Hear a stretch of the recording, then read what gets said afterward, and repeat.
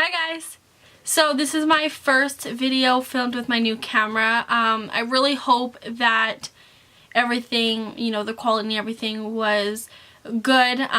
This video was more of like a trial to see if I liked these settings or not. So yeah, hopefully everything was good. It was definitely much easier filming with this. It saved a lot of time because I could just set it up, do my makeup, and not have to constantly worry about, am I going to run out of storage? Do I have to send stuff over to my iPod and stuff? So it was a lot easier. And honestly, I think the quality looks really good. So yeah, hopefully everything turned out well. So today's video is my brow routine. I also did film a video on this look, which will be up probably after this video. Yeah, I can actually pre-film videos now, which is awesome. So yeah, today's video, I showed you guys my brow routine. I do feel like I get a lot of compliments and questions on my brows specifically, so I decided why not do a brow routine. Now I know that my style of brows are not necessarily everybody's favorite. I feel like these are the more kind of in brows right now, the very sharp, defined looking. I know that's not for everybody, so if you don't really like the way that I do my brows, I'm still kind of giving tips and stuff on, how to do your brows in general, how to make them look a little bit more, natural as they can be. So yeah, you don't necessarily have to use the products I use, do the exact things I use, but if anything, hopefully you guys can take some tips out of this video. I decided to use dipbrow for this. I do prefer brow pencil, but I feel like dipbrow is a little bit harder to use, as well as you can kind of get overboard with it. I feel like dipbrow can cause a very harsh or very fake looking brow. So I felt that that would be the good one to do a tutorial with, because then I can kind of show you guys maybe some tips on how to make it look a little bit more natural.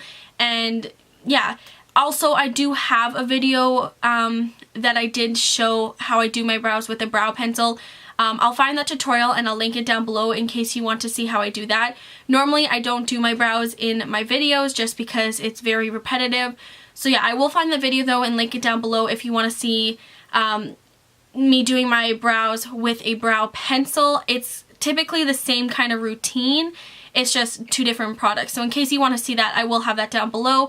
But yeah, today I'm showing you guys how to do my brows using a dipbrow. So let's get into this video. I'm kind of zoomed in right now, but the product I'm using is the Anastasia dipbrow in Caramel. This is the color. And then the two brushes that I use are both from Sigma. It is the E75 angled brow. Just looks like that. And then I also purchased the E80, which is the little brow spoolie. Not really, let's see if that focuses, there we go. It's not really necessary to buy that. I know that Anastasia has like a double-ended one that has basically the same type of brush on it. For me, like those kind of double-ended brushes are just not very convenient for storing. But yeah, these are both good brushes. So I'm gonna start off, I just kind of comb my brow hairs kind of up and then down, just like that, into the shape I want. And then I'm gonna start with the product. What I do though, I just take a little bit at a time. I do this very slowly. With this product, I definitely recommend going slow because it is easy to kind of get a little bit overboard with it. I've definitely done that. But another thing I would recommend is just not worrying about how perfect you are at doing it. That's what concealer is for afterwards, is going in and just touching it up and making it look very sharp. So I'm not super precise. You'll probably see that while I'm doing it. I get a little bit messy, but I don't really worry about it.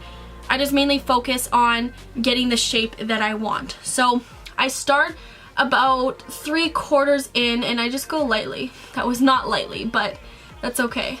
So, and then I pretty much just follow my natural brow hairs. The one thing that I really like about this product is that it is actually very easy to kind of create a brow with this. If you're someone who doesn't have a lot of brow hairs to start out with, or you really just don't like the shape of your brows, this product is easy to kind of create that shape that you want, and it's waterproof, so it does not budge at all during the day. So this was why, like, that's the reason that I love this product when I first started doing my brows, because the shape of them and just everything about my brows when I first started was terrible. They were very sparse and I hated the shape. So this product was really good for kind of, you know, creating the shape that I wanted. So I just kind of fill the line underneath, and then basically I do the same thing on top. I just start where I want it and then fill in the tail. The reason I start about 3/4 in and do the end is because that's where you want it to be the darkest and have the most product. So I do this part first. You can see, like, I'm really not being precise with it. That's why I go in with concealer after to clean everything up. So my main focus is just getting down the shape that I want. I will say that the dip brow is probably not the easiest product. I definitely think that a brow pencil is easier to do, and it is a lot faster. So for me, using the dip brow is not something that I will do every day for my brows. It's more, you know, in videos and when I have time. For like the everyday in school and stuff, I don't have time to use this. It just takes me too long because I am a perfectionist with my brows, and these, like, it's a lot easier to mess up with this, I feel. Basically, you know, I just kind of get that shape, and then, you know, even if it's not perfect yet, I don't worry about that too much. I touch things up afterwards. It's just mainly getting down the shape that I want. So now I'm going to just kind of wipe off the extra product, and I'm going to start doing the inner part. So for the inner part, you definitely want that to be, well, for me, I like it to be a little bit less dramatic. I feel like that just helps it look a little bit more, I guess, realistic, even though these brows don't look very realistic. So to do this, that's why I kind of wipe off the product so that I don't get too overboard. I like to very lightly outline the bottom of my brow, very lightly, and then I very lightly do the same thing on top. Like, I'm putting barely any pressure because I do not want this to be too intense. It's definitely a lot easier to apply more than it is to take away. And then from there, I just kind of flick up from the bottom to add a little bit of color. For me, I kind of have to add some product here because that is probably the most sparse part of my brow. So if I don't, it just looks very odd. If you have really thick brows there, you definitely would not need to add any product there. I would recommend not adding any if you do have thicker brows. But for me, since mine are kind of sparse, I do need to. And then I kind of just compare it to the other brow. You can see this one's a little bit thicker, so I'm just going to make this side a bit thicker as well. Then I'm going to go in with my spoolie and really blend out that front part, and then as well as bring it through the rest of the brow. You can see, like, my brow looks a little bit crazy on this side right now, but that is what the concealer is for, and I really don't worry about that to begin with. Okay, so I feel like for now I kind of have the shape down. I will go in afterwards and just kind of fix things up, but I'm gonna go in with concealer right now. I personally like a more thicker kind of concealer when I do this. I feel like if I use a bit more of a runny one, it gets a little bit more messy. So with a thicker one, I feel it's a little bit more precise. So I'm using my Tarte Shape Tape Concealer. I just put a little bit on the back of my hand. The brush I am using for this is the e.l.f. concealer brush. So you can see that it is very tiny.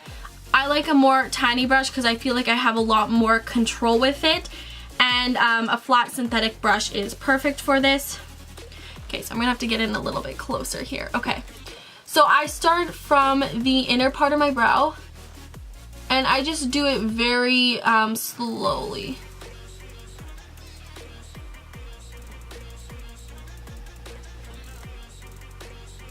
I personally like my brows to look very sharp.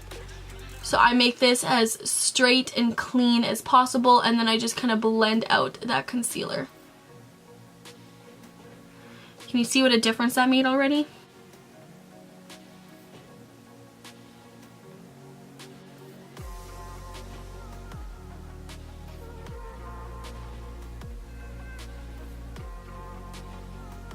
Yeah, basically it's just the same thing on the top of the brow. I just kind of outline it. I know that everybody says, you know, your brows aren't twins, they're sisters. For me, they are twins.